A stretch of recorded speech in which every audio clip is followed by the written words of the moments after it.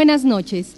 La Universidad Autónoma de San Luis Potosí, a través de la División de Difusión Cultural y Comunicación y Televisión Universitaria, les da la más cordial bienvenida a los foros de discusión abierta Miércoles de Letras.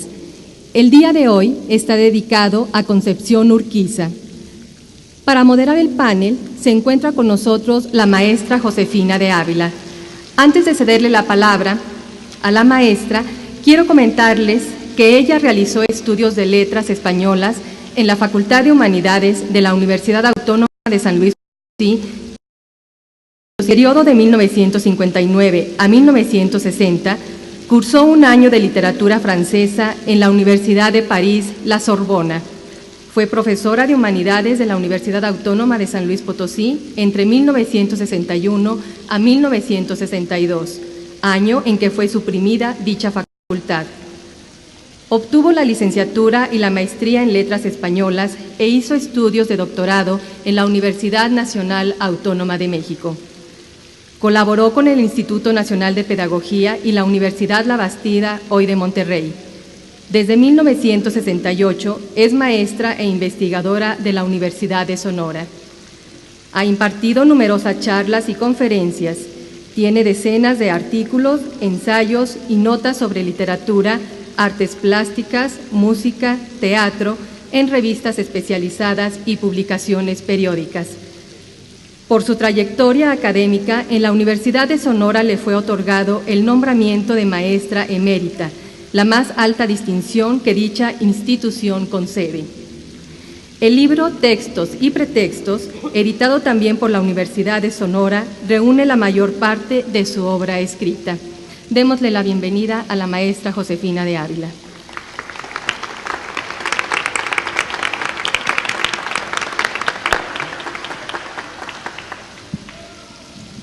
Pues me toca presentar a ustedes a los distinguidos panelistas de esta noche, algunos de ellos conocidos por ustedes, pero me voy a permitir leer algo de cada uno.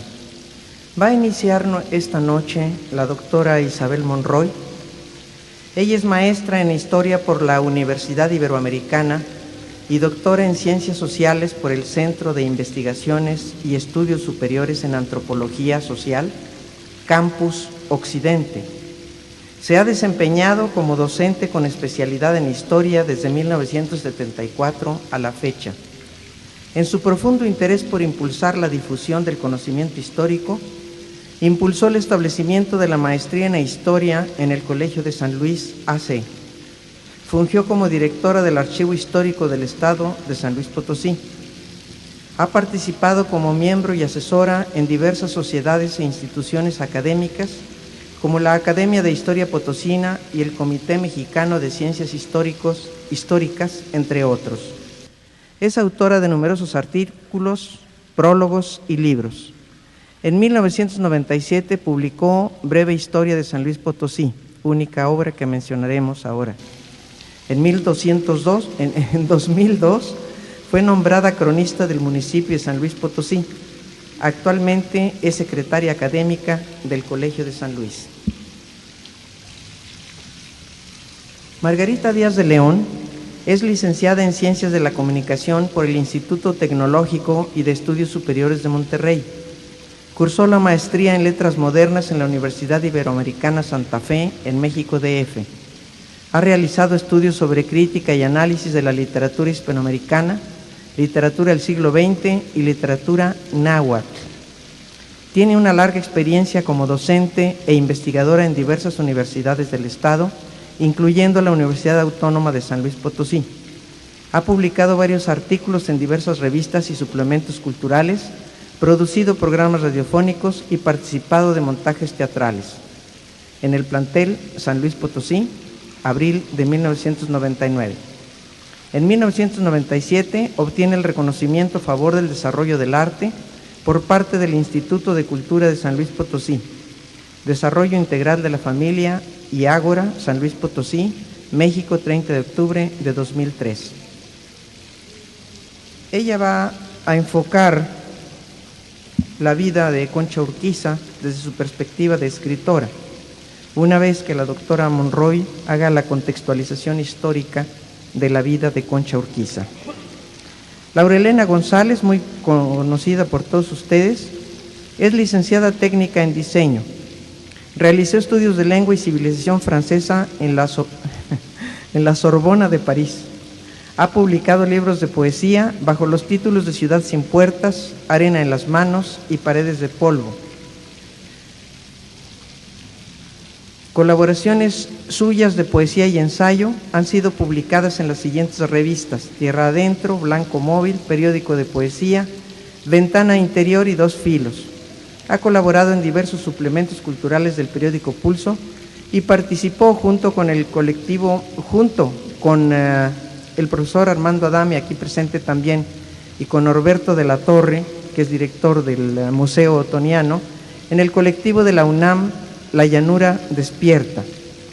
Ha sido coordinadora de eventos internacionales del Festival Primavera Potosina, conductora y productora del programa semanal de cultura del Canal 9 de televisión local Oficio y Memoria, directora de la Casa Ramón López Velarde y de la editorial Ponciano Arriaga. En 1991 obtuvo el primer lugar del Premio Estatal de Literatura Manuel José Otón. Ella enfocará la obra literaria de Concha Urquiza. Y el maestro Adame realizó estudios en la Normal Superior de México con una especialidad en civismo y ciencias sociales. Ha sido coordinador de diversos talleres literarios, director de difusión cultural de la Universidad Autónoma de Zacatecas, editor adscrito al Departamento Editorial de la Universidad de Zacatecas, director de Planeación y Programación del Consejo Estatal para la Cultura y las Artes y del Instituto de Cultura de San Luis Potosí. En publicaciones culturales se ha desarrollado como director del suplemento cultural El Unicornio de El Sol de Zacatecas. Es director de la revista Verde Cierto, editor de la revista Ventana Interior, colaborador de numerosas publicaciones, entre las que destacan Letras Potosinas, Tierra Adentro, Études Mexicaines de la Universidad de Perpignan, Francia, y el Canán Barbudo de Cuba. Actualmente es el director de la Casa del Poeta Ramón López Velarde. Tiene varias obras, entre las que destacan Era más noche lo que tiene el día, que es un poemario de 1980, Oscuro Destello, sección del libro La Llanura Despierta, UNAM, 1998, que antes había mencionado. Enseguida, nuestra compañera Ángeles Moctezuma leerá un poema de la escritora que hoy nos ocupa, de Concha Urquiza. ¿Cuándo? ¿Cuándo, Señor? ¿O cuándo te entregarás por siempre a mi deseo? No basta que me veo a oscuras, suspirando, tras de mi propia vida rastreando. Como cierva ligera, de agudo dardo en el costado herida, gime sin ser oída, bramando en ansia fiera tras la dulce, lejana madriguera. Su grito se derrama por los vibrantes ecos dilatado. Así cierto he clamado, mi Dios, así te llama el corazón preso en la antigua llama. Qué encanto misterioso, si más que el propio cuerpo estás conmigo, y en leve pan de trigo, y en sorbo deleitoso, 1000 veces te me diste por esposo. ¿Qué misteriosa arte de mis ávidas manos te desvía? Como el rayo del día, tal huyes al tocarte, y solo puedo verte y desearte. ¿Por qué, si enamorado, la ley esquivas del abrazo ardiente? ¿Por qué la dulce fuente hurtas del bien deseado, dejando labio y corazón burlado? No pueda la pobreza hacerte huir, ni la maldad nativa, si cual de fuente viva de sola tu belleza mana toda virtud y fortaleza. Y más siniestro lazo desenlazaste de mi cuello un día, ni el cieno en que yacía fue obstáculo a tu abrazo, ni el miserable amor te fue embarazo.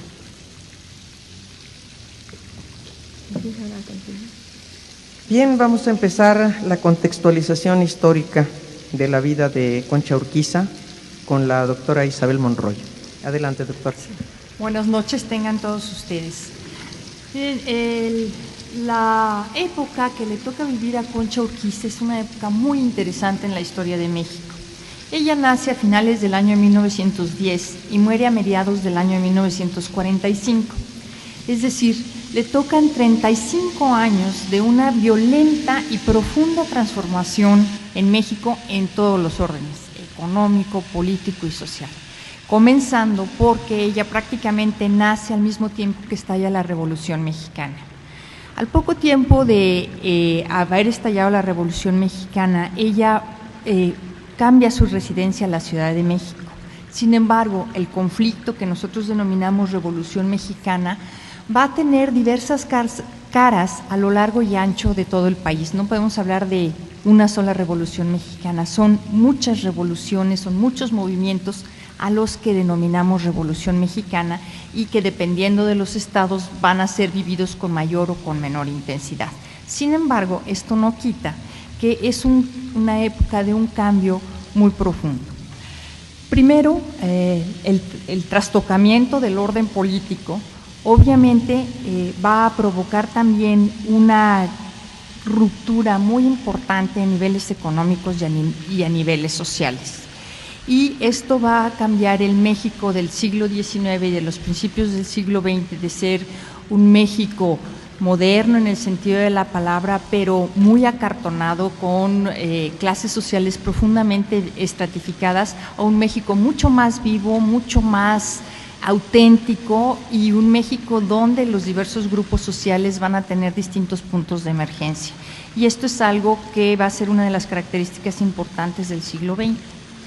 Bueno, a ella le toca la conclusión de la etapa violenta de la Revolución Mexicana, el ascenso al poder de Obregón y lo que se denomina la institucionalización de la Revolución Mexicana, que es cuando el movimiento o el gobierno, el poder, deja de estar en manos de solamente un grupo de generales y pasa a ser un gobierno institucionalizado a través de la fundación del Partido Nacional Revolucionario, del Partido de la Revolución Mexicana y finalmente del Partido Revolucionario Institucional.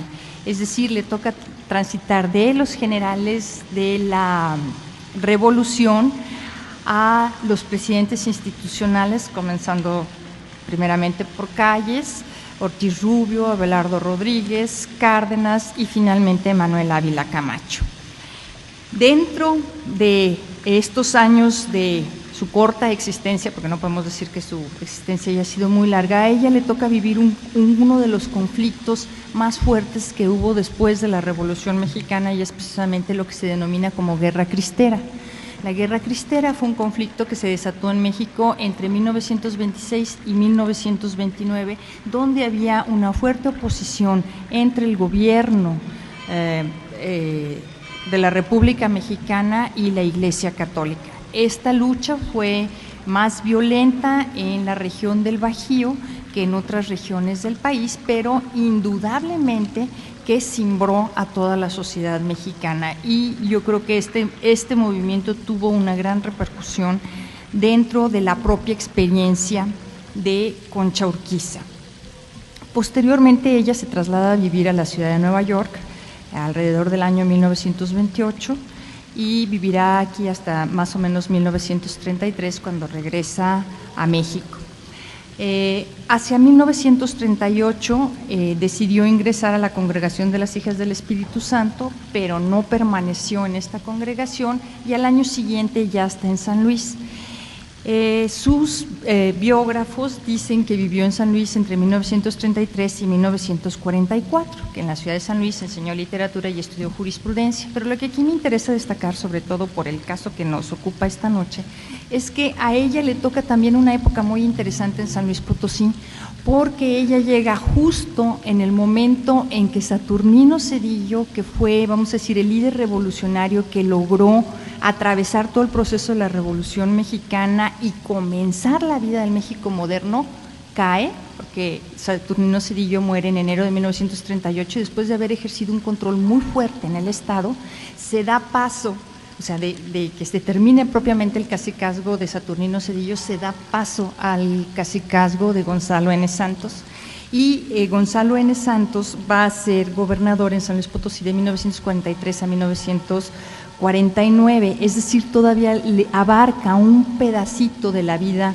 de Concha Urquiza en San Luis Potosí, con todas las consecuencias que tuvo el régimen de Gonzalo N. Santos dentro de la sociedad potosina. Sí cabe mencionar que a la caída de Saturnino Cedillo va a asumir el gobierno del Estado el general Reinaldo Pérez Gallardo, comúnmente conocido como La Lagartija. El general Pérez Gallardo era originario de un pueblo del municipio de Ciudad Fernández llamado San José del Terremoto y fue gobernador de 1938 a 1941. Por la violencia de su régimen se declararon desaparecidos los poderes en San Luis Potosí y entonces lo sustituyó el general Ramón Jiménez Delgado. El general Jiménez Delgado estuvo de 1941 a 1943 y en 1943 es cuando asume la gubernatura del Estado Gonzalo N. Santos. Es en este tiempo donde, vamos a decir, hubo un fuerte trastocamiento de la vida social, bueno, no solo política, sino social en San Luis Potosí, porque las élites, vamos a decir, porfiristas y que habían dominado durante los primeros años del siglo XX desaparecen prácticamente de la escena para dar paso al surgimiento de grupos de origen campesino, de origen rural, que comienzan a intervenir en la vida política del Estado y a hacer su presencia fuerte dentro de la capital del Estado con un gran rechazo por parte, vamos a decir, de los sectores medios y de los sectores más educados de la población. Entonces a Concha Urquiza le toca vivir este contraste entre una sociedad culta y una clase media que tiene que enfrentarse y plegarse además a, vamos a decir, a los designios y a las decisiones de un grupo menos educado, pero con un poderío militar y político definitivo como es el grupo de los cedillistas. Y posteriormente, en el momento de la caída de Cedillo, que es el momento en el que va a surgir el grupo liderado por Gonzalo N. Santos. En fin, la obra de Concha Urquiza, de la que van a hablar los otros panelistas, ha sido abordada por varios estudiosos de la literatura mexicana y entre ellos nada más quisiera yo mencionar, bueno, al padre Méndez Plancarte, a Rosario Castellanos, a José Luis Martínez y a Joaquín Antonio Peñalosa. Margarita, por favor. En este ambiente que plantea la doctora Monroy de modernización y de contradicción, aparece una voz de mujer, una palabra, y me permito leer cómo esa palabra surge desde la soledad, una mujer que se siente sola, desgarradoramente sola, que está buscando todo el tiempo un poco el rechazo a la mundaneidad que empieza a aparecer ya en esos tiempos. Una mujer que escribe: un soñar con el pálido ramaje y las llanuras donde cuaja el trigo, un aspirar a soledad contigo por los húmedos valles y el boscaje, un buscar la región honda y salvaje, un desear poseerte sin testigo, un abrazado afán de estar conmigo, viendo tu faz en interior paisaje. Esta voz femenina de la poesía mexicana del siglo XX se sitúa y plantea todo un modo de ser expresado en esos tiempos de contradicción. Una mujer que, al igual que muchas de sus contemporáneas, escribe básicamente a la sombra, una mujer que nunca ve un texto publicado, nunca lo tiene en sus manos, esta mujer que va publicando por ahí en revistas, pero que no tiene el libro ya hecho. Estas mujeres que de alguna manera se sienten presionadas por la exigencia que ya empieza a plantear los movimientos de vanguardia europeos y que empiezan a influir también en las vanguardias latinoamericanas, con todo ese mundo exterior fuera de lo que viene a ser el México del tiempo de Concha Urquiza. Tenemos, por ejemplo, el florecimiento de la poesía negra antillana, la explosión también de los sistemas políticos autoritarios en América Latina. Tenemos ya a un Huidobro, a un Guillén, a un César Vallejo, y tenemos también una perspectiva de mujer distinta a la que se había planteado antes. Una mujer perfilada desde la vanguardia europea, que nada tiene que ver con los espacios privados de provincia, una mujer dinámica, deportista. Me llama la atención que dice libre de andar en bicicleta y de fumar en público. Y sin embargo, Concha Urquiza se debate entre una sociedad castrante y una búsqueda entre el mundo y lo divino. Son tiempos en que las mujeres ingresan a las universidades, tiempos en que estas mujeres que ingresan a estas aulas se perciben extrañas y ajenas, puesto que empieza a existir y a percibirse un divorcio entre su propia historia intelectual y lo que ellas empiezan a percibir en los propios espacios universitarios. Por lo tanto, son mujeres que se ven obligadas a seguir un código masculino para poder adaptarse y sentirse más cómodas, ¿no?, en estas aulas. Por lo tanto, no es de extrañarse encontrar muchos versos muy contradictorios o muy eróticos o muy austeramente masculinizados. Mujeres que todavía están tratando de buscar su voz auténtica en este mundo muy viril. Incluso cuando leí lo de el padre Plancarte, que decía, no le puedo llamar poetisa porque escribe de una manera viril. Entonces, ahí vemos esa contradicción también de estas mujeres que se van ajustando a estos códigos masculinizados. Encontramos entonces dos tipos de escritoras que florecen en este contexto. Son escritoras o sumamente hiperintelectualizadas, infelices quizá por tanto, quién sabe, orientadas hacia el suicidio o muertas prematuramente, con una especie de aura de romanticismo dramático en esta hiperintelectualización. Y por otro lado, encontramos también voces de mujeres poetas, poetisas, muy convulsionadas, con vivencias totalmente desgarradoras. Esta poetisa que se desintelectualiza, que sincera su alma, que expresa con autenticidad una búsqueda de fracaso y de fragmentación. Y a mí me parecería que ahí precisamente es donde se viene a instalar Concha Urquiza, en medio de estas dos fragmentaciones. Por un lado tenemos a esta mujer muy influida por muchos escritores y muchas lecturas bíblicas, griegas, latinas, también del romancero de García Lorca, de Fray Luis de León, de Sor Juana, de Santa Teresa, muy hiperintelectualizada, pero también por otro lado como una mujer muy sensible frente a la búsqueda de la belleza de lo divino. Muy bien. Por favor, Laura Elena. Buenas noches y gracias por la invitación y por la presencia de todos ustedes.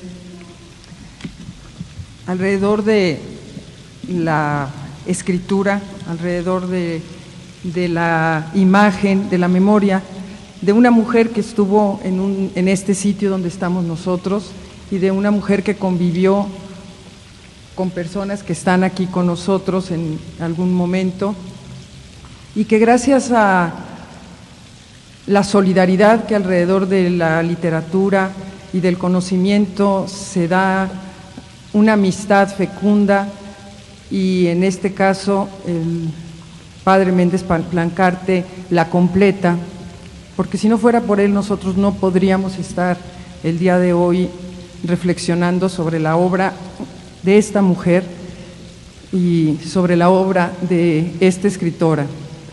Y esto completa un poco lo que mis compañeras que me han antecedido dicen del ambiente histórico y de la realidad de la mujer que se acerca y se acercaba a la escritura.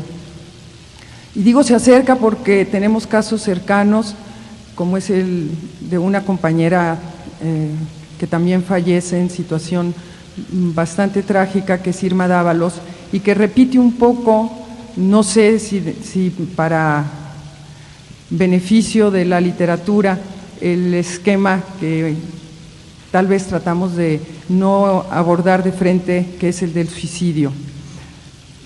Regreso a la amistad y al padre Méndez Plancarte, y regreso con las frases que ya Margarita decía, con las que él empieza su texto de recopilación, su trabajo de amor a la literatura y a una representante de la literatura como es Concha Urquiza, que pudiéramos imaginar si no hubiera hecho él este trabajo y si no hubiera encontrado eco para que se publicara, no estaríamos nosotros aquí, como en muchos otros casos.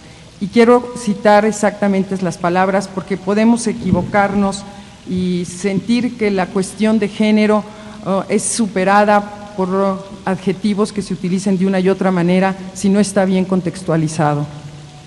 Empieza la antología y dice poetisa o poeta.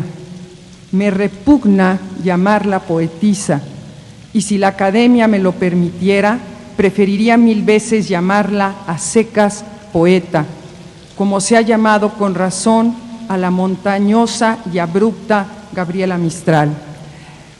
Y va a dar sus razones, y voy a leerlas muy rápido, porque se trata de reconocer en dónde y cómo surge Concha Urquiza, y si esto nos lleva a escasos 5 minutos en precisar por lo menos la cuestión de género, será suficiente para que reflexionemos cuando leamos su poesía. Por 2 razones: porque en Concha Urquiza, como en la autora de Desolación y de Tala, esplende sin mengua de su exquisita feminidad una poesía viril, o mejor, una poesía sin sexo, una poesía humana. Y esto es importante porque a cualquier expresión de la literatura debemos acercarnos desde esa perspectiva. Es literatura, es escritura del humano, sea un hombre o sea una mujer. Un poco más adelante dice: no caeré en la puerilidad de endilgarle elogios mortales. Concha no necesita ditirambos, necesita solo una cosa: ser conocida. Y creo que lo que nos reúne aquí en parte es eso, la literatura de Concha Urquiza, la literatura de la época de ella, que hay más escritoras, hay más mujeres que se acercaron a la literatura. Lo que necesita es que las leamos, no necesita que nos sentemos a reflexionar sobre si se hacía o no se hacía buena literatura, sino que leamos la buena literatura y nos acerquemos a esos valles o a esas cimas, con las dos, con la S y con la C, que ella se acercó para poder entender tal vez no la mística, pero sí el enamoramiento a la belleza, que eso era lo que la cautivaba y que en algunos momentos, no sé si sea mi perspectiva, fue la divinidad a la que llamó belleza o fue la belleza que fue su divinidad. Muchas gracias. Maestro Adame, por favor. Bueno, pues ya no me queda mucho que decir después de tanta intervención. Vamos a tener y todas que aportan suficiente información y suficiente reflexión para tener un retrato en el sentido doble que tiene en la perspectiva de rasgos físicos y rasgos morales de una persona. Sin embargo, yo voy a recoger un poco ciertas líneas que quedan sueltas, pero para asumir más un personaje imaginario, que de todos modos ya lo crearon aquí. Yo creo que hay 2 características muy importantes de ella, 2 o 3. Haber muerto joven, como Irma Dávalos, como dice Laura Elena, como López Velarde, como algunos otros poetas, que mueren justo en el momento en que están produciendo lo más intenso de su escritura. Y siempre nos dejan el enigma de qué hubieran seguido escribiendo si hubieran sobrevivido tal vez hasta la vejez. El otro enigma es el enigma de su muerte, que es ambiguo cuando menos, la idea de morir en el mar, que no queda claro qué grado de voluntad o si hubo voluntad en haber muerto en el océano. Por otra parte, el quizá conocer poco muchos detalles de su biografía en sentido estricto, ¿no? Hay una biografía de Federico García Lorca, otro extraordinario poeta que muere joven, que dada la brevedad de su vida y la abundancia de información que tuvo el biógrafo, pues nos hace una biografía detalladísima año por año, casi mes por mes de su vida. Eso no sucede en el caso de Concha Urquiza, y yo acaso temo que no suceda por ese velo que ante actitudes poco ortodoxas interpone el catolicismo. Sin embargo, es un personaje, por esas ambigüedades, es un personaje que todos intentamos apropiárnoslo. Aquí se hizo una muy detallada y muy clara ambientación histórica sobre el periodo que vive en México. Sin embargo, ella vivió en unos años maravillosos, apasionantes, y en una edad también muy intensa, en nada menos que en la ciudad de Nueva York, que sigue siendo una ciudad fascinante para muchas personas en el mundo. Ella vive entre 1928 y 1933 en la ciudad de Nueva York, entre los 18 y los 25 años. Una mujer joven, hermosa, audaz, apasionada, intensa, en esa ciudad de la crisis, de la depresión económica y de los años locos, ¿verdad? Los años locos de la preguerra, antes de del periodo entre la primera y la Segunda Guerra Mundial, en la cual Nueva York era pues la cuna de todas las vanguardias, pero también de todas las, no solo de todas las vanguardias estéticas o técnicas o lo que fuera, sino también de las vanguardias en conductas. Entonces yo creo que yo sospecho que esa especie de crisis con la cual se enfrenta al llegar a esta recoleta ciudad de San Luis Potosí, le sobreviene un poco de esos contrastes entre la vida intensa que vivió en su primera juventud, casi adolescencia, en una ciudad que debe haberle ofrecido muchísimos atractivos y muchísimas oportunidades para la pasión y para la intensidad en la vida, y el enfrentarse de pronto, después de tal vez del hastío de esa vida intensa, a un vacío, ¿no? Creo que su vida está asignada por esas dos líneas: la línea de la intensidad, primero de una vida humana estrictamente casi física, corporal, tal vez de muchas experiencias en una ciudad maravillosa seguramente para ellos, y luego el vacío, el desgaste que viene después de eso, y por otra parte también la intensidad de su vida religiosa, la intensidad que alcanzó su etapa, podríamos decir mística, su etapa de intensa religiosidad, y esa etapa como de abandono, de sensación de vacío que tiene todo el hombre que incursiona por la experiencia mística. Bien, quiero decir al público que sus comentarios al final de los paneles nos han servido para retroalimentar los que siguen. Y atendiendo a una solicitud repetida, vamos a hacer una segunda ronda con otros 5 minutos por panelista, y les voy a pedir que retomen algunas cosas que hubieran querido decir en la primera. A ver, doctora Monroy, por favor. Bueno, efectivamente, una de las partes que menciona el maestro Adame, que yo mencioné sumamente rápido y casi en la pasada, es precisamente la gran crisis económica que hay en 1929. Es el famoso crack del 29, como se denomina en historia, donde precisamente en Wall Street de Nueva York hay la quiebra de la bolsa y hay una gravísima crisis dentro de esta sociedad.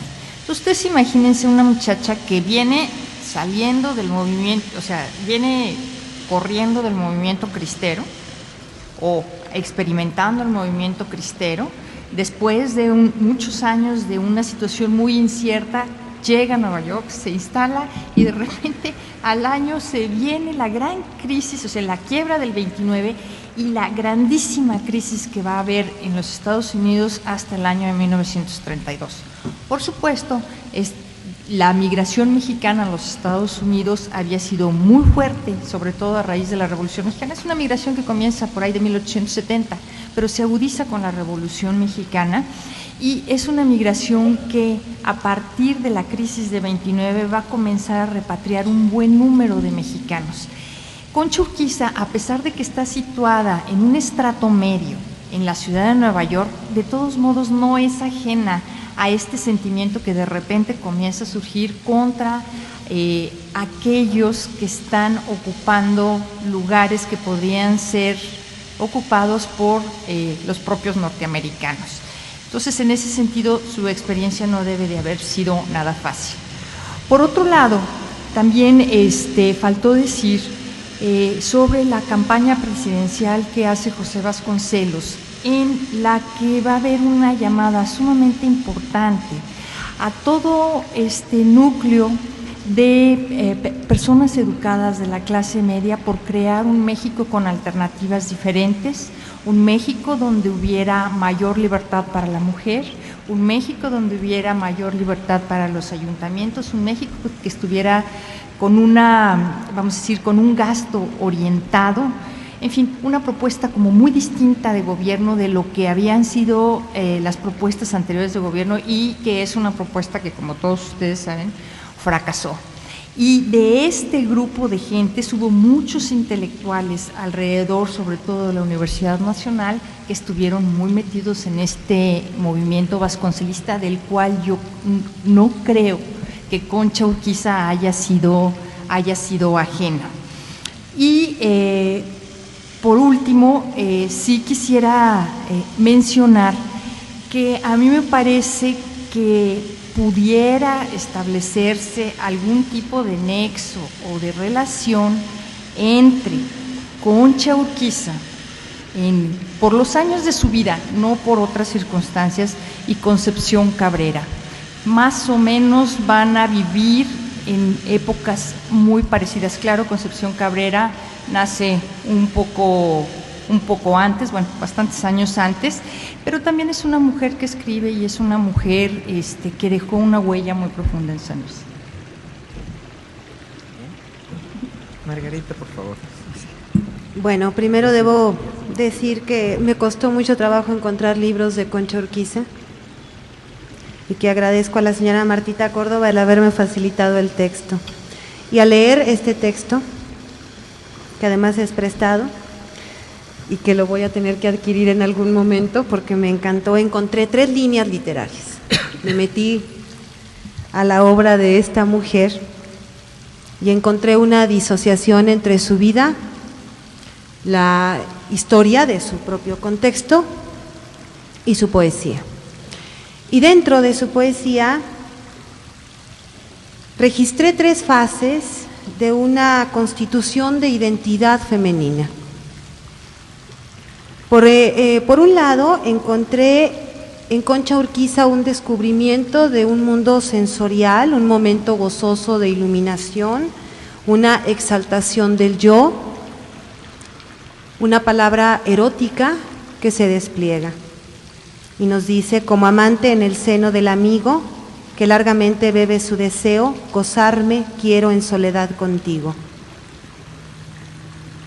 Allí te encontraré a la vez postrera y en tu pecho de amores florecido conoceré la eterna primavera. En segundo lugar, encontré una fase de ruptura entre el impulso amoroso y la fatalidad, una especie como de momento de decepción donde la palabra erótica se va volviendo dolorosa. Y nos dice, ¿por qué si enamorado la ley esquivas del abrazo ardiente? ¿Por qué la dulce fuente hurtas del bien deseado, dejando labio y corazón burlado? Y por último, encuentro un canto, una palabra que supera la palabra, un canto débil, un canto que intenta recobrar la fe perdida, un canto que busca o la vida o la muerte. Empiezo a ver cómo la eroticidad o la palabra erótica se empieza a oscurecer, a desvanecer, y nos dice: allá abajo en el seno de la tierra está aprendiendo a sonreír la muerte. Rescatar a Concha Urquiza es hacer visible lo invisible para la memoria literaria. Es una voz que le da sonido a muchas voces contradictorias que por miles de motivos no fueron registradas o no pudieron escribir ni siquiera un mínimo verso. Mujeres que vivieron en esta primera mitad del siglo XX, cuyas vibraciones tenemos que rescatar. Mujeres que vieron en el rostro de Cristo la belleza del amor y de lo divino.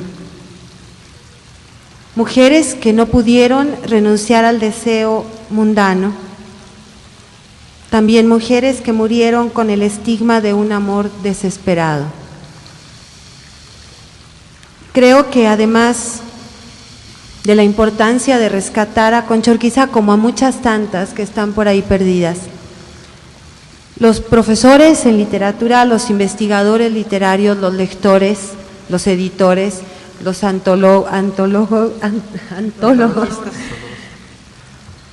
debemos de hacer una búsqueda de todas estas voces que no sabemos por dónde están. Eran tiempos donde quizá el registro de la literatura femenina ni siquiera estaba de moda como ahora. Ahora hablamos de género, hablamos de mujeres, hacemos estudios de género, estamos tratando de curar esa disociación que todavía padecemos muchas mujeres y que yo la encuentro muy grabada en Concha Urquiza con estas tres fases, estas tres maneras de vivir el amor, una mujer enamorada de Dios. Gracias. Bueno, sigo sintiendo que 5 minutos es muy poquito, pero voy a tratar de retomar algunas cosas que no dije en mi intervención inicial.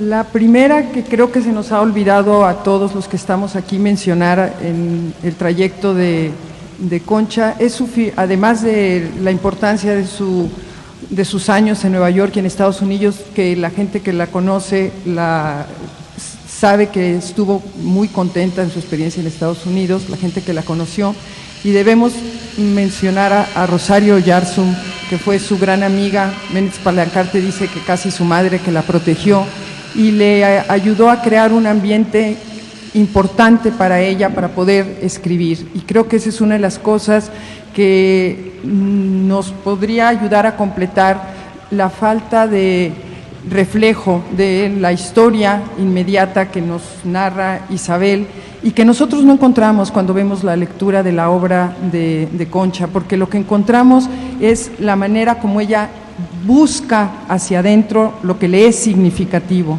Y aquí tendríamos también una de los aspectos de la literatura. La literatura no refleja muchas veces la realidad inmediata y no es un sitio a donde vayamos a estudiar historia, es literatura precisamente. Lo que encontramos es poesía, lo que encontramos en los textos de Concha. Concha fue una niña brillante. A los 12 años publicó en una revista, la revista, si no me equivoco, de Yucatán, sus primeros textos, y son textos con un corte clásico, admirable para una niña de 12 años. En el texto, en el libro original del doctor Méndez Plancarte, encontramos también parte de sus diarios, en el que vemos la reflexión diaria de una mujer consciente de las cuestiones esenciales en la vida, no de las futilidades de la vida. Y ese hace diferente la constitución de la poesía de Concha Urquiza. Sí había mujeres que escribían jarabes como decía Méndez Platarque, jarabes líricos, dulzones, Coca-Colas, que ya entonces existía y sigue habiendo.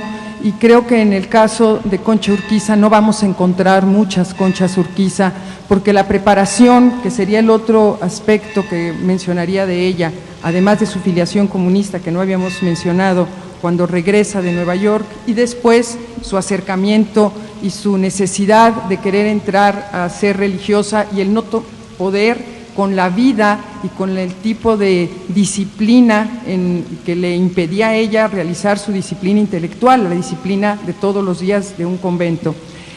Tiene en los fundamentos, o lo que podemos encontrar si quisiéramos leer las influencias o las raíces de ella, tendríamos que estudiar bastante la Biblia, porque ella no nada más se acerca a la Biblia como una inspiración, sino como la estudia.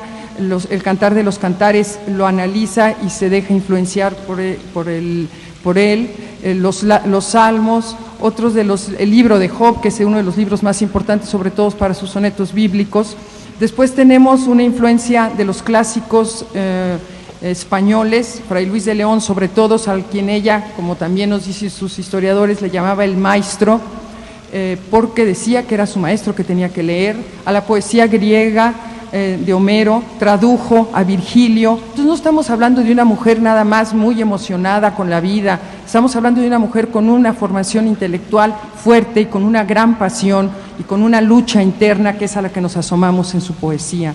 Y creo que para también ser justos con otro de sus investigadores, José Vicente Anaya es otro de los estudiosos que presenta en el caso de Lecturas Mexicanas, aborda el prólogo de la publicación en Lecturas Mexicanas y completa lo que ya de manera muy entrañable y muy llena de dolor también el padre Méndez Palancarte nos menciona. En el tema del suicidio, sí, no podríamos nadie asegurarlo, pero lo que sí podemos decir es que en su último poema, que es el de Knox, sí se siente el abandono, sí sentimos la soledad y la necesidad tal vez de trascender ese dolor, y para el creyente muchas veces la única manera de encontrarse con la faz del amado es la muerte. Muchas gracias. Maestro, dame. Bueno, yo quiero terminar con un breve texto de esta mujer de extremos, porque realmente si la podemos, de extremos y de grandes ambigüedades, del comunismo al catolicismo, de Nueva York a San Luis, en fin, con un texto que es parte de una carta que le dirige a Rosario Yarsun desde Pátzcuaro el 27 de agosto de 1939, y desde luego yo sé que la escritura más auténtica de una persona que escribe poesía es la poesía.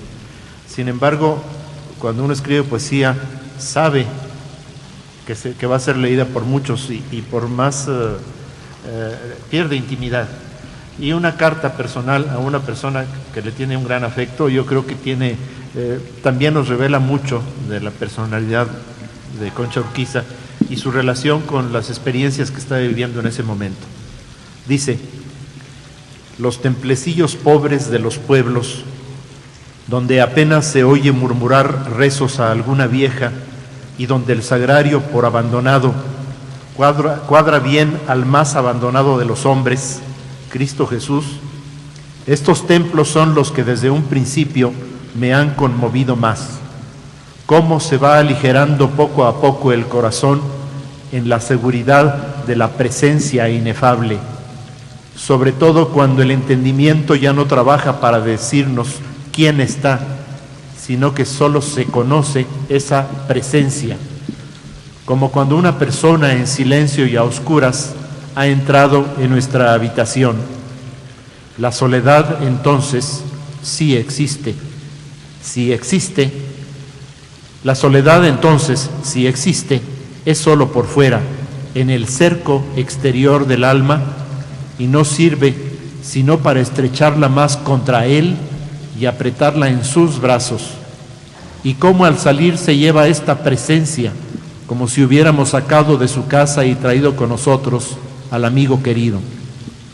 Y aún hay más, que esta compañía llega hasta el centro del alma, a donde jamás llegan las compañías humanas, que no hacen sino quedarse en la puerta, como si dijéramos.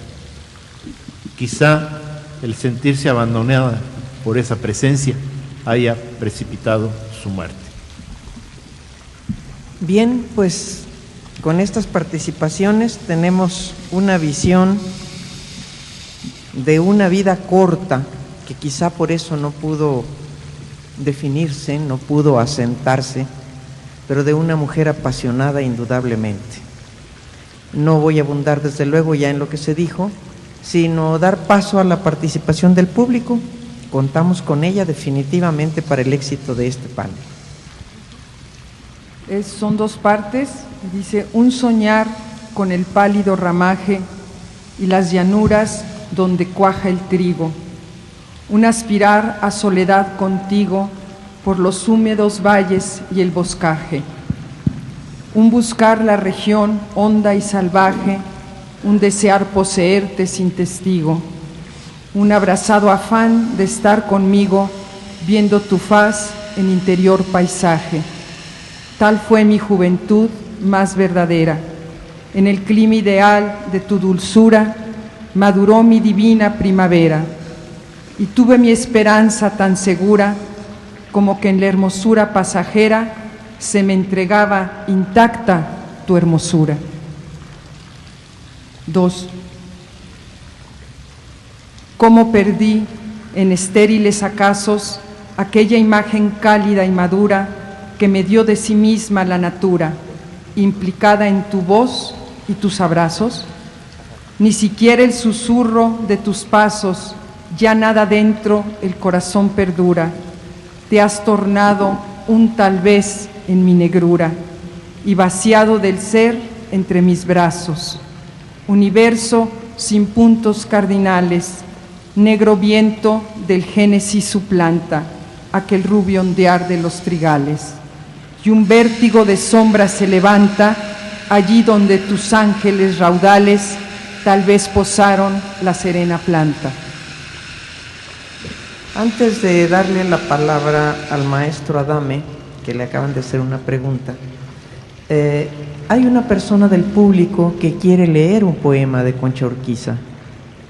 ¿Querría ser tan amable de leerla?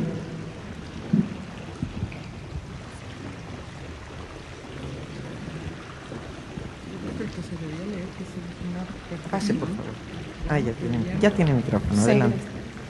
Bueno, es para mí un honor decir un soneto de Concha Urquiza.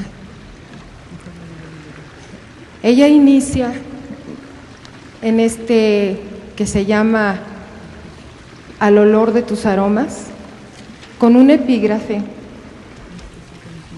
que dice: diréis que me he perdido andando enamorado de San Juan de la Cruz.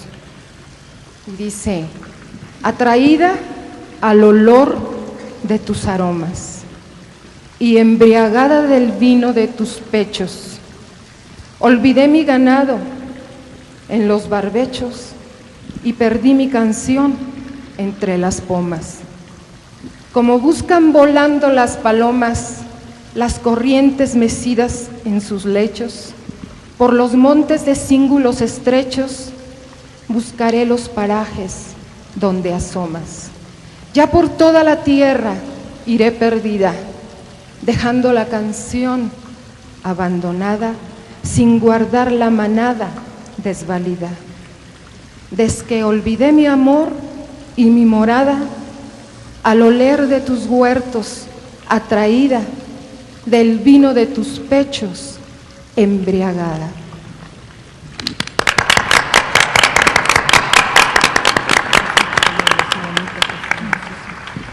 Bueno, aquí, sí. Maestro, dame esa también es para usted. Hay una pregunta que si se puede considerar como una poeta o poeta dice aquí, mística a Concha Urquiza. Bueno, sí, yo creo que sí. Ahora que acabo de escuchar este texto que está tan tan metido en San Juan de la Cruz y en el Cantar de los Cantares, me vino a la mente esta suerte de quienes pertenecemos a la tradición católica, que por no renunciar a la sensualidad del Cantar de los Cantares lo consideró un poema simbólico, en lugar de tomarlo en su hermosísima dimensión de poema erótico. Y a partir de ahí se inició toda la codificación que llega a expresar la experiencia mística por medio del lenguaje erótico. Y yo pienso que la experiencia, que más allá de ser una simple traslación del lenguaje, es más bien la vivencia de la experiencia religiosa llevada a tal extremo y a tal intensidad que llega a suplantar la experiencia erótica. Y como el ser humano no tiene forma de experimentar más intensamente una relación con el ser amado, entonces la experiencia erótica se convierte en una experiencia religiosa, en una experiencia divina, y en ese sentido yo creo que sí se debe considerar a Concha Urquiza como una poetisa mística, ¿no? Y por otro lado, pues yo creo que nadie podría ahondar, a no ser que pasen algunos años y se descubran algunos documentos que lo revelen. Yo creo que nadie podría ahondar en el enigma de la muerte, que es la segunda pregunta. Pues sin embargo hay suficientes indicios para suponer con fundadas razones que si no hubo propiamente un suicidio, sí hubo una especie de abandono en el mar que consentido, ¿no? Un abandono consentido en el mar que la llevó a la muerte. No sé si importe mucho, o tal vez solo importe para la ortodoxia dentro de la que ella decidió practicar su religión. No sé si importe mucho si fue suicidio o no lo fue. La verdad es que yo creo que su muerte, que quizá haya sido accidental, ¿por qué no? Pero fue un accidente derivado de su forma tan intensa de vivir la vida, a fin de cuentas. Bueno, creo que, no sé si hablando no dijimos dónde había nacido Concha. Nació en Morelia el 25 de diciembre de 1910. Entonces, para las personas que nos lo preguntan, es donde ella nace, y 2 años después de su nacimiento se van a la Ciudad de México con sus padres y estudia en la Ciudad de México. Después es cuando va a los 18 años a Nueva York y regresa y estudia en la secundaria nueva, y luego entra a la prepa en el DF. Entonces, para ese detalle que no mencionamos. En la otra, leo la pregunta para ver si entiendo lo que detrás de la redacción existe. Dice: si era, supongo que es un sí condicional, tan aficionada o amante, supongo que de Dios y de la Biblia, ¿por qué se suicidó? Yo no tengo la respuesta, ¿verdad? No lo sé, porque en primer lugar no sabemos si realmente se suicidó, pero sí quiero abordar la relación y la censura implícita en la pregunta acerca del suicidio cometido por un católico, que creo que exactamente eso es a lo que nos referíamos todos o nos hemos referido aquí en la mesa. La verdad o no de la muerte de Concha está empañada precisamente por este tipo de actitudes frente al suicidio. En el momento en el que no es cierto que se sepa si sí se suicidó o no, mucha gente que la conocía creyó cuando le anunciaron la muerte que se había suicidado. Hay la versión de que cuando se fue a Tijuana, llegó a Tijuana porque iba a dar clases en una escuela. De Tijuana se trasladó con unos amigos a Ensenada, iban a nadar, se quedaron ella y un amigo en una playa en lo que otros amigos tomaban el barco para seguir. Alcanzaron a oír unos ruidos, no sabían si les estaban hablando o no, en el mar uno no oye bien, y al regresar no encontraron más que la ropa, y ni el cuerpo ni de su compañero ni de ella estaban ahí. Un día después apareció el cuerpo de ella y del compañero, y el doctor que la recoge la lleva a enterrar a Tijuana y está enterrada en Tijuana. Esto sería nada más la versión de su muerte. Lo que no podemos nosotros, y creo que no podemos nadie censurar, es la decisión de que un individuo toma de quitarse la vida. Podemos no escoger hacerlo, pero no podemos censurar al que lo hace, y esa es mi posición. Y yo supongo que la persona que hace esta pregunta lo que trata de reflejar es la posición oficial de la institución, que es la Iglesia, y ante eso pues sabemos la posición de la Iglesia y esta es la mía.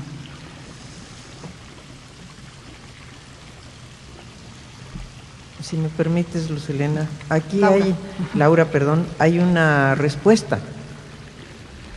Una persona del público dice lo siguiente: no fue la ausencia de Dios la que la llevó a la muerte, sino el deseo de estar lo más pronto posible ante su presencia, atraída por el amor de su Creador. Claro. Yo en parte decía eso, la manera para un creyente de estar y que cree en la vida eterna es verlo lo más pronto posible. Me preguntan que cuál es la obra más representativa de Concha Urquiza. A mí me gustan los sonetos bíblicos, pero no podemos decir que sea la única. No sé, los que estén aquí pueden decir otra cosa. ¿Cuál creen que sea la obra más representativa? A mí me gustan por lo correcto, por la factura que tienen, por la hondura de tocar los temas. A mí me gustan los sonetos bíblicos, pero supongo que tenemos diferentes opiniones los que estamos aquí. Claro. Margarita, por favor, te hacían una pregunta. Bueno, independientemente de que a mí me parece también que lo más importante serían la parte de sus sonetos bíblicos, lo extraño es que encontré 3 textos que es el mismo, porque dice, ¿qué autores han publicado sobre su obra? Nombre de las publicaciones. Creo que todos tenemos el mismo texto, aunque sea con imágenes diferentes, ¿no? Pero creo que es el único que hay. Profesora Adame, no sé si usted conozca algún otro, pero... No, es la poesía reunida más los textos que encontró el padre Maestro Espetar. Sí, es la única. Que en diferentes versiones, por ejemplo, que es el último editado por Lecturas Mexicanas, ¿no? Por el Consejo Nacional, y José Vicente Anaya, pero sigue siendo el mismo texto, ¿no? Entonces no hay más. Por eso yo decía hacer visible lo invisible de Concha Urquiza. Yo creo que requiere de mucho más estudio crítico su obra, y que sea publicado el estudio crítico, porque luego se queda ahí en los cajones de los cubículos en las universidades, ¿no? Bueno, pero más allá o más acá de lo que se pueda decir de eso, es la lectura la que da la preferencia al lector. Así es de que al leer a Concha Urquiza y cada uno de ustedes decida cuál es su obra más representativa.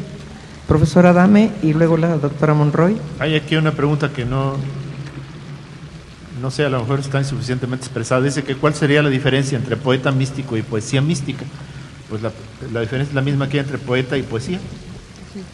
Es decir, el poeta es el que produce poesía y la poesía es el producto de su escritura o de cualquier lenguaje artístico, porque realmente estamos muy acostumbrados a pensar en la poesía solo como poesía escrita, pero la poesía se produce en el cine, en la música, en muchas expresiones del arte. Sí. Doctora. Hay una pregunta que formulan y que dice: ¿existió algún contacto con María Antonieta Rivas Mercado y Concha Urquiza? A ciencia cierta no lo sé, pero no me parece difícil suponerlo que sí lo haya sido. María Antonieta Rivas Mercado fue una mujer extraordinariamente inquieta, muy generosa y muy amante del mundo de la literatura y de las artes, además de apoyo incondicional de Vasconcelos. Entonces no lo dudaría yo ni por un segundo que hubiera habido algún tipo de relación, pero no lo puedo asegurar porque no tengo ninguna evidencia para demostrarlo. Y aquí hay una pregunta para los 4 panelistas. A ver cuál la puede responder. ¿Alguno de ustedes sabe cuál fue el acontecimiento o hecho real que le hace o la lleva a radicalizar de una manera tan tajante del comunismo a una búsqueda y a tener su entendimiento fijo en Dios? ¿Qué sucedió? ¿Cuál fue el quiebre? No, yo de cierto no lo sé, el hecho así no. Parece que en el en el prólogo que se encontró con un padre exactamente, y empezó a platicar con él, pero no precisan exactamente, bueno, qué platicaron, ¿verdad? O sea, ¿qué le hizo cambiar de ser comunista, entregarse a la vida religiosa? Algo han de haber platicado, supongo que marcó esto en su vida, ¿no?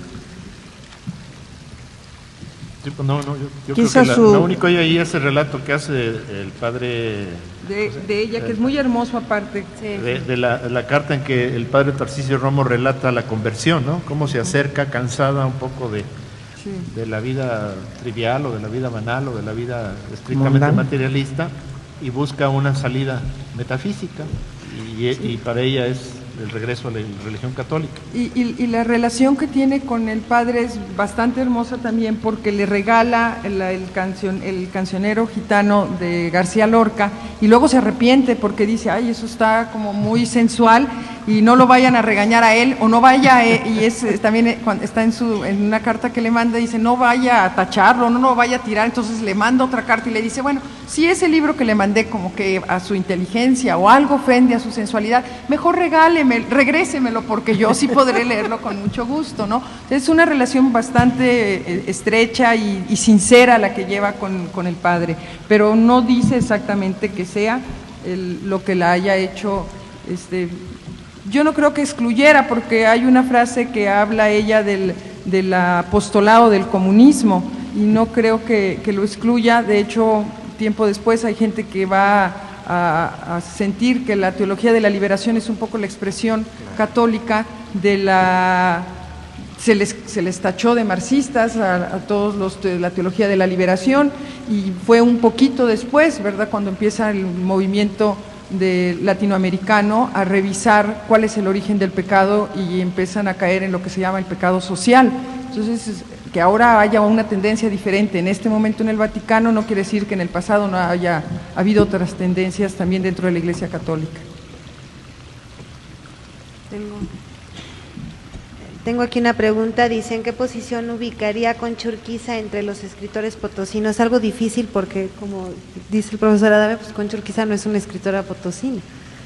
Pero escribió aquí, nace yo sí voy a diferir ahí. Sí, no es potosina. Bueno. Sí, bueno, primero me sitúo en una cronología feroz, ¿no? O sea, no nace en San Luis Potosí. Sí, no nace en San Luis Potosí. Llega a San Luis Potosí, sí, y es acogida por esta Rosario Yarson. Es cuando escribe su obra más, aparentemente, bueno, que todo es importante, ¿no? Pero cuando más se escribe. Da clases, lo comentábamos con la maestra y yo, da clases aquí en la universidad, da clases en el Colegio Motolinía, creo que en la prepa del hispano-inglés, también da clases de literatura. Yo no ubicaría a Concha Urquiza en un modelo fijo o en una generación muy precisa, porque yo veo a una Concha Urquiza un poco solitaria, como lo decía al principio, ¿no? Creo yo que en todos estos estudios de género que se han estado haciendo hay cierta reticencia de nosotras las mujeres escritoras, de caer en generaciones, en grupos, en adherencias. Mujeres que después de haber lavado los trastes nos sentamos en la mesa del comedor a escribir algún soneto. Claro, hay sus excepciones, ¿no? Hay mujeres que sí se adhieren a generaciones y a modelos. Yo no me atrevería a ubicar a Concha Urquiza en una generación literaria, en un grupo específico, pero bueno, ahí dejo a mis compañeros, quizá a lo mejor sí está ella ahí. Y sí, esta mujer asistía mucho, incluso me comentaban algunas señoritas ya grandes de edad, de todas estas reuniones bohemias, ¿no?, a las que ella asistía y se tocaba el piano y ella recitaba poemas y todo, pero no estamos hablando de una generación literaria concreta. No sé, Laura. No, yo digo que sí difiero, porque lo importante es en el sitio donde surge su obra más representativa. Ella vive aquí de 1939 a 1944 y es cuando escribe más, y voy a referirme en 7 líneas a lo que ella dice que siente en San Luis. Dice: es un quieto remanso y para siempre encalló mi barquilla, las alas fatigadas, la torpe vela herida, por siempre, para siempre, dulcemente encalló mi barquilla. Y creo que lo que sería el caso de López Velarde, que entre 3 estados, Zacatecas, Aguascalientes y San Luis Potosí, hablamos de dónde es López Velarde, pues sería de los 3, pero es más de donde más escribió, porque es el lugar donde se siente a gusto, y aunque haya estado, su nacimiento haya sido en Morelia, fueron 2 años los que vivió en Morelia y era una niña. Claro que si nos apegamos a esas reglas, pues entonces es michoacana nada más, ¿no?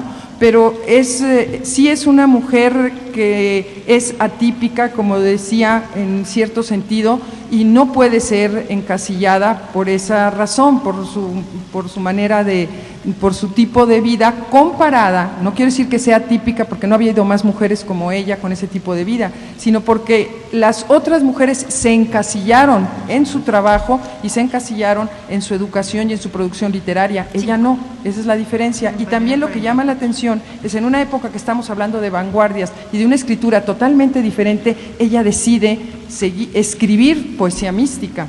Eso también la hace atípica. No era la poesía que la gente en ese momento escribiera o estuviera, por decir algo de moda. Ella no escribió de moda ni escribió para ser publicada, eso sería lo otro. Ella no escribía para que se publicara su obra. Nomás ciertamente nació en Morelia y murió en Baja California. O sea que en ese sentido no puede considerarse potosina, y de 40 y 30 y tantos años que vivió, solo vivió 4 o 5 en San Luis.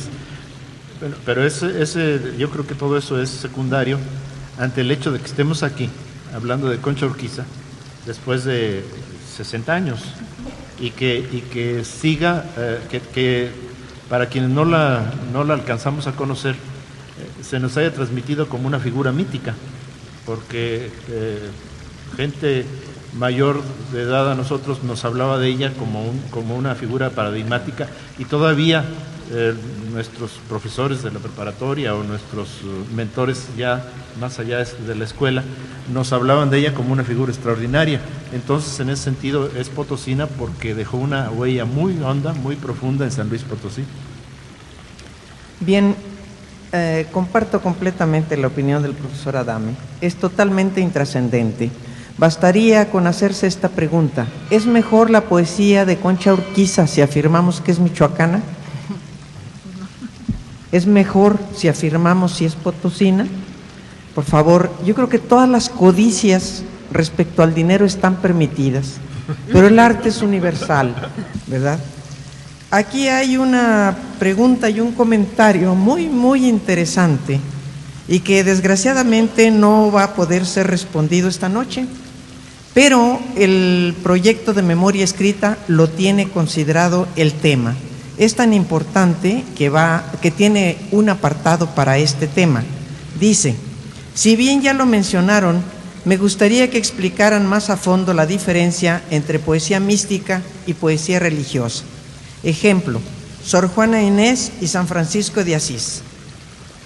Miren, precisamente ese tema, les digo, va a ser tratado en otro aspecto de memoria escrita. Y bueno, va a estar a mi cargo la diferencia. Y sobre todo ilustrando con autoras de literatura piadosa lo que sería la literatura religiosa y lo que sería la literatura mística, porque hay de los 3 niveles. Y así rápidamente les digo que quien ha leído las moradas de Santa Teresa de Jesús puede captar precisamente ciertos pasos de nivel y de ascendencia hacia lo místico en ese libro de las moradas de Santa Teresa, que desde luego sería el ejemplo de poesía mística. Miren, Sor Juana Inés no fue poeta mística. Sor Juana Inés de la Cruz fue una mujer que escribió de todo por todo, que tenía unos poemas eróticos hermosísimos. Don Gabrielito Méndez Plancarte quiso poner un él mayúscula donde evidentemente era una minúscula y la han querido hacer mística.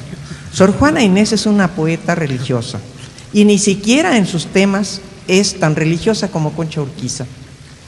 La religiosidad, les digo, les prometemos ese apartado porque es una pregunta muy importante y muy interesante para desarrollar. y mientras no lo desarrollemos, Concha Urquiza sigue incompleta. Y aquí, en opinión de los panelistas, ¿poetisa o poeta? Yo digo que el que escribe bien es poeta, sea hombre o mujer. Y si es hombre, no es poeta tampoco. ¿Otros comentarios? Pues es cierto, ¿no? Así, gramaticalmente dicen que no, y les digo que no sé por qué dicen que no se vale decir poeta para el femenino, pero a mí se me antoja la palabra para cualquier persona que escriba poesía de alto valor, ¿no? Bueno, aquí entramos a las diferencias de género otra vez. Cuando las mujeres no escribían, los escritores que sí escriben y que distinguían a las mujeres las tenían que tachar de viriles, porque como no había escritura femenina amplia, entonces era viril toda aquella que se atreviera. Unamuno la utiliza para calificar a ciertas escritoras y dice que son viriles, pero por la ausencia de riqueza femenina, y por la otra para jalarlo mejor para los varones, ¿verdad? Entre poeta y poetisa hay la misma diferencia que entre actor y actriz, exactamente la misma, es decir, es un femenino. Lo que pasa es que se puso, ¿cómo les diré? Como moda, decir poetisa era decir aquellas tertulias donde se ignoraba todavía que la poesía era música, y como se ignoraba que la poesía era música, le ponían música de fondo en el siglo XIX, y alguna dama de sociedad se dedicaba a declamar. Entonces terminaron siendo las poetisas en sentido despectivo, como podríamos decir la callejuela o el callejón, en lugar de calle, que es de más empaque. Pero esa es toda la diferencia. Es correcto decir poetisa en ese sentido de la diferencia de los géneros, ¿verdad? Y decirle poeta, pues seguimos en el ámbito de lo masculino. Ahí yo conozco a una poeta joven que dice: a mí no me digan poetisa, yo soy poeta. Afortunadamente la palabra poeta termina en a. Sí, entonces allí le damos el femenino también, fíjate, ¿verdad? Que en los últimos estudios de género, de literatura específicamente no feminista sino femenina, ya no se escribe personaje o los personajes, ahora son personajas. Esto es muy importante, en contra de lo que parezca, lo de género es muy, muy importante, sobre todo ahora que las mujeres estamos ganando espacios. No sé si todavía hay alguna pregunta que quede por allí, con la que quieran participar. A ver, aquí está.